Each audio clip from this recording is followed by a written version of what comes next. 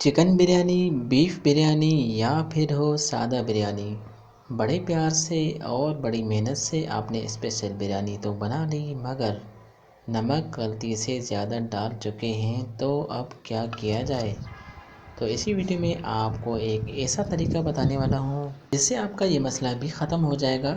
یہی نہیں بلکہ آپ کی بریانی کا وہی ذائقہ اور وہی ٹیسٹ بھی باقی رہے گا جیسا آپ نے بنایا ہے۔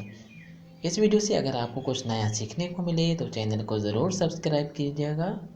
سب سے پہلے ایک برتن میں آپ نے سادہ پانی ڈال دینا ہے، پھر اگر آپ کی بریانی 1 kg ہے تو 1 پاؤ، اور اگر آدھا kg ہے تو آپ نے آدھا پاؤ چاول سادہ پانی میں ڈال کر ابال دینے ہیں۔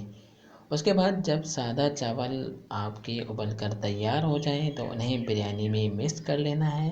اس طرح کرنے سے آپ کی بریانی سے نمک بالکل ختم ہو جائے گا، اور یہی اصل طریقہ ہے، اور اسی طریقے سے آپ کی بریانی کا ٹیسٹ، ذائقہ، خوشبو، ہر چیز وہی کی وہی رہے گی۔ امید ہے آپ لوگوں کو یہ ٹوٹکا ضرور پسند آیا ہوگا۔ ملتے ہیں نیکسٹ ویڈیو میں نئے ٹاپک کے ساتھ، تب تک کے لیے اللہ حافظ۔